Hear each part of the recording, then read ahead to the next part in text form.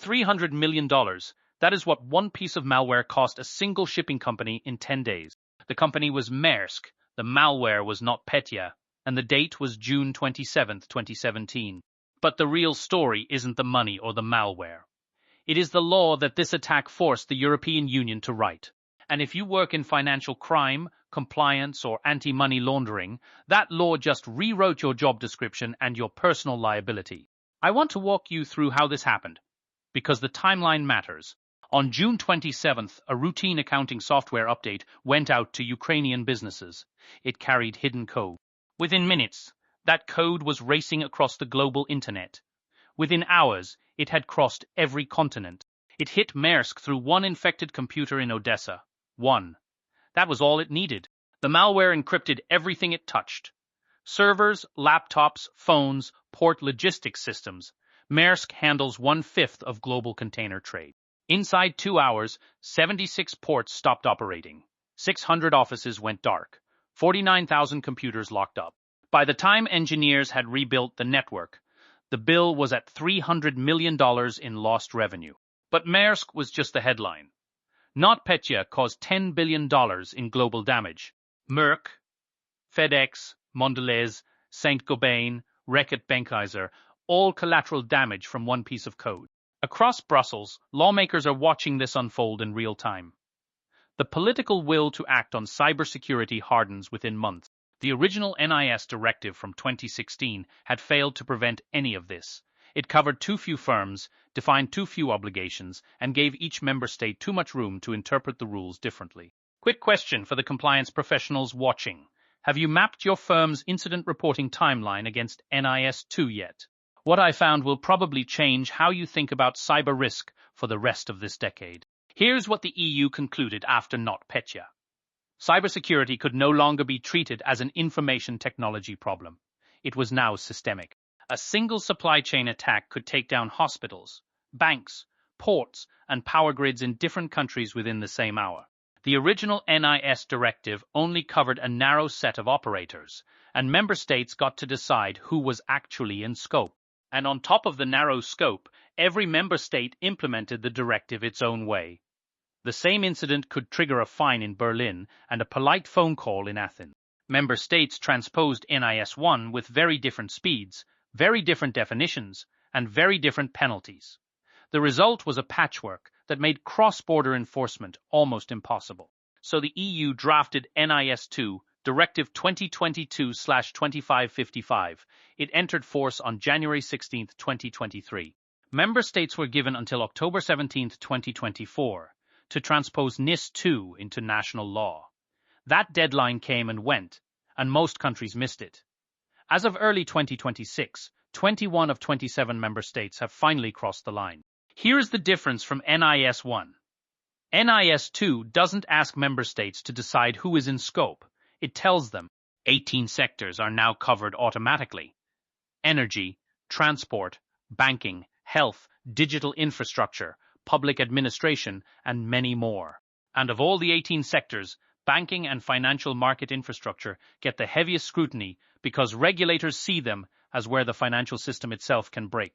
Under NIS1, around 10,000 entities were covered across the EU. Under NIS2, the number jumps to over 160,000. And NIS2 introduces a sharper classification. Every covered organization is now either an essential entity or an important entity. Essential entities are the ones the EU treats as systemic. If they go down, large parts of an economy go down with them. Think major banks, payment processors, transmission system operators, and core digital infrastructure providers. Important entities are still in scope, but at a lower tier. Think mid-sized payment firms, regional digital service providers, postal services, food production, and waste management. The label changes the fine ceiling and the supervision style. Both categories must comply. The difference is the level of supervision and the size of the fines that come with breaches. And those fines are where this stops being a paper exercise and starts looking like the GDPR all over again. For essential entities, up to 10 million euros, or 2% of global annual turnover, whichever is higher.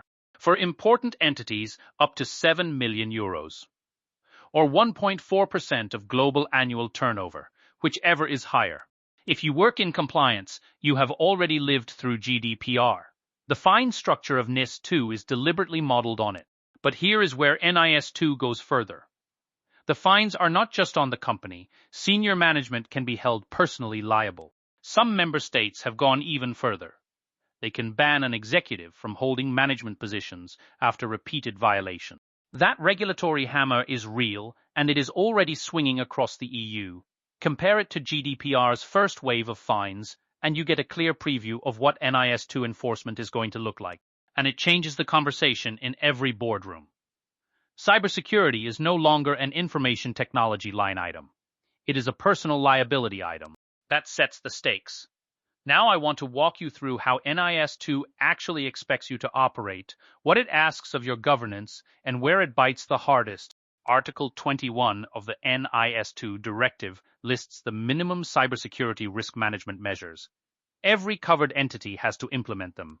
There are at least 7 mandatory elements: risk analysis, incident handling, business continuity, supply chain security, secure system development, effectiveness assessment, and cryptography. Each of those 7 measures has enforcement bite. Regulators can ask to see your written policy, your test logs, your incident records, and your training register. Vague answers do not pass. Take supply chain security. Under NIS1, this barely existed as an obligation. Under NIS2, it is a primary focus. Vendor responsibility is the part most firms underestimate. NIS2 makes you accountable for incidents that originate inside your suppliers, not just inside your own walls. Remember Maersk, the malware came in through one accounting software vendor in Ukraine. Under NIS2, that supplier risk is now your responsibility to manage. Why does that matter for you? Because under NIS2, a cyber control failure at a financial entity is now also reported, scored, and penalized as a financial crime control failure inside the same enforcement ecosystem. Because the same supply chain that gets weaponized for ransomware can be weaponized for fraud, sanctions evasion, and money laundering. If a vendor is compromised, you're the one who has to detect, report, and remediate. The directive does not let you point at the vendor and walk away.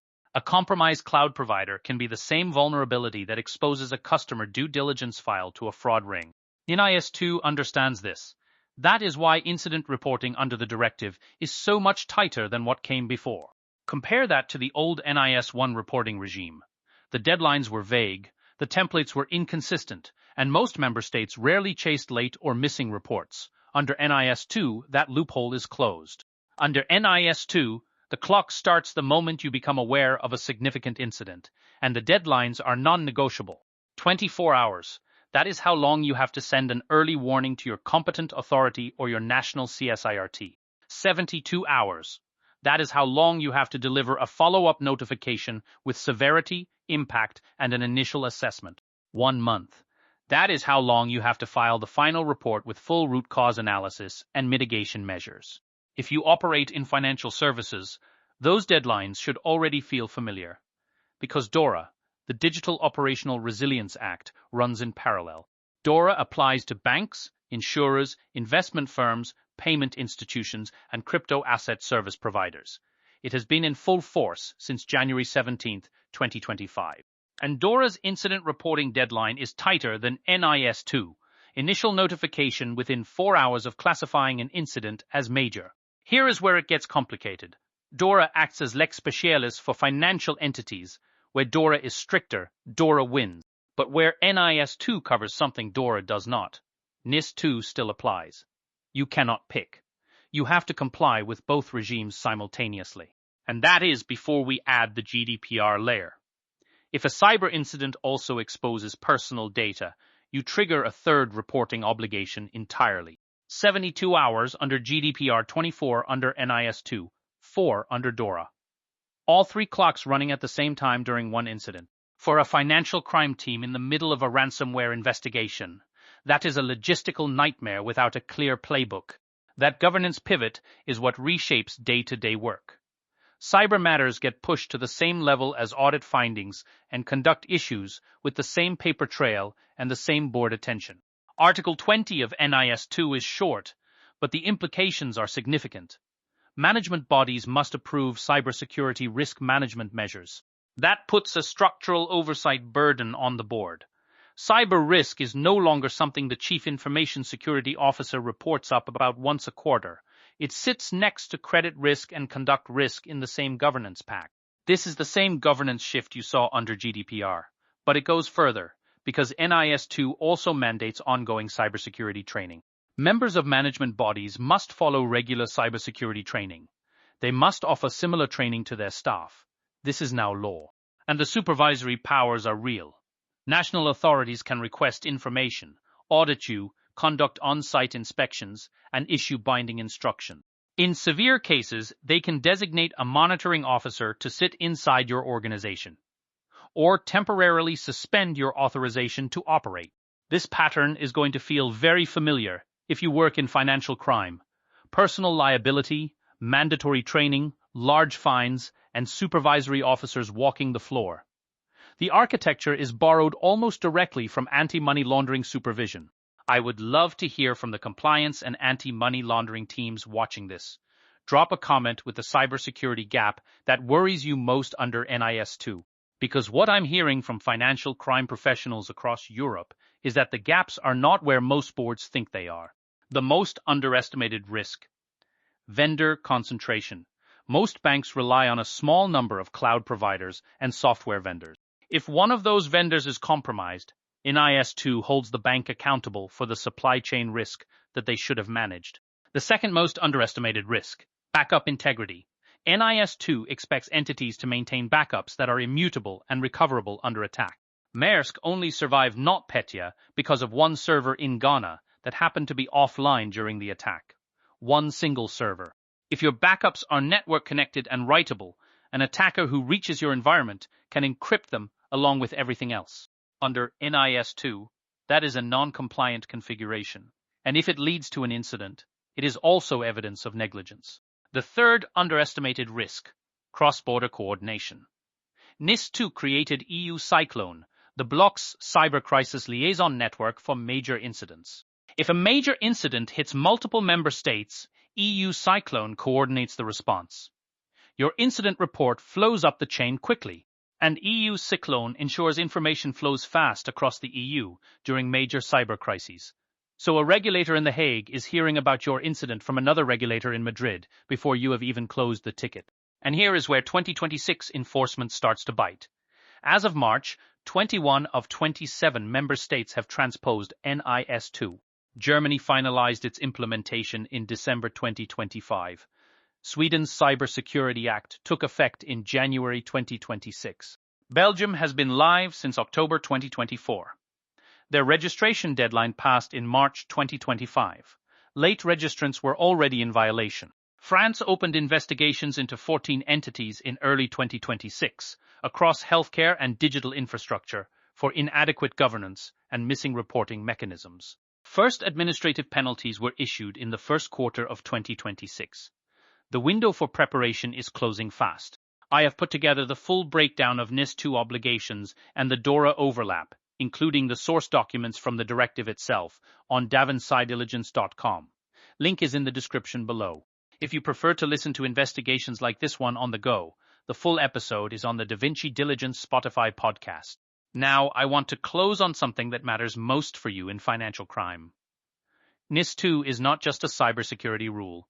It is the first EU law that treats cyber controls as financial crime control. Kroll's 2025 Financial Crime Survey found that only 37% of firms feel confident assessing supply chain financial crime threats, and only 38% feel prepared to respond when a supplier gets hit. Those are the numbers NIS2 is forcing up. Cyber-enabled fraud is now the dominant financial crime typology in Europe and North America. Most modern money laundering, sanctions evasion, and large-scale fraud rides on compromised IT systems. When ransomware payments leave a victim's wallet and pass through crypto mixers, those funds ride the same AML rails as drug money or sanctions evasion proceeds. The cyber problem and the laundering problem are the same problem. Business email compromise shares the same DNA as supply chain ransomware. Both abuse trusted relationships, both rely on compromised credentials, and both cost European firms billions every year. Often the exact same threat actor groups run both campaigns. Same infrastructure, same playbook, just different regulatory frameworks describing it from different angles. NIS2 is the first EU law that treats cybersecurity as the foundation of financial integrity, not a separate IT problem you can outsource to a vendor and forget. Compromised infrastructure equals compromised AML controls.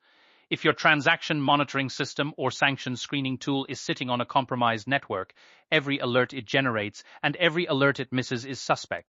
If you hold a CDD file on a corporate client and that client uses a vendor with no incident response plan, you have inherited a NIS2 problem inside a financial crime file. An unpatched sanctions screening tool is no longer just an IT housekeeping issue. Under NIS2, it becomes a documented finding with personal consequences for the people meant to be supervising risk. What used to be a polite audit comment is now an enforceable violation with personal consequences attached.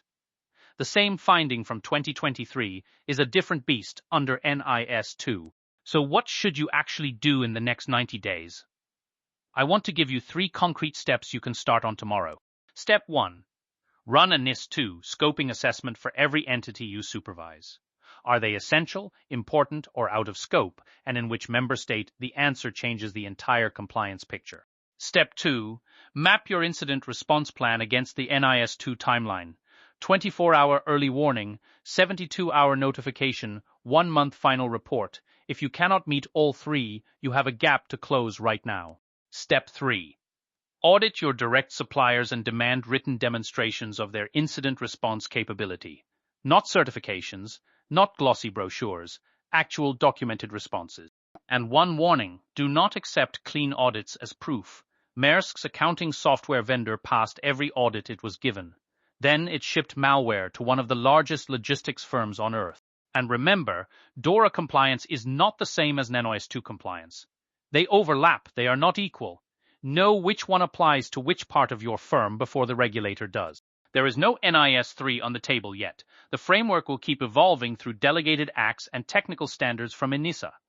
So your obligations will shift even without a new directive. AI-driven attacks, quantum risks to encryption, and a new wave of critical product certification are all being written into the next layer of EU rules right now. NIS2 is the foundation. Everything else will be built on top of. From now on, treat cybersecurity as a financial crime control, because under NIS2, the regulator already does. Your job is to catch up to that framing before an enforcement action forces it on you. And remember the part that makes NIS2 different from every cyber rule that came before. The fines do not just hit the company. The findings attach to your name and your career. Think back to Maersk's one server in Ghana that survived because of a power cut. NIS2 exists, so the next firm in that position is not relying on luck. It is relying on a documented control the law forces every supplier in the chain to demonstrate. What NIS2 fundamentally changes is this. Cybersecurity stops being a fragmented IT topic and becomes a unified, enforceable, board-level financial crime control across the entire single market. Now, there is one open question I want you sitting with. If a financial supervisor in Frankfurt and an NIS2 authority in Paris both come knocking after the same incident, which one moves first? If this changed how you see the overlap between cyber and financial crime, hit subscribe. I drop new investigations every week. And share this with anyone on your team in compliance. AML, risk, or financial crime investigations. They are going to be living with NIS2 for the rest of their careers. And in the next case, I'm unpacking. I walk through the first major DORA penalty case and how it is already reshaping third-party risk inside European banks. You do not want to miss that one. Full investigations and the structured course library are at davincidiligence.com. Audio episodes are on the Da Vinci Diligence Spotify show. Pick whichever fits how you learn. I am Da Vinci until the next case. Stay sharp and keep looking at the systems behind the systems.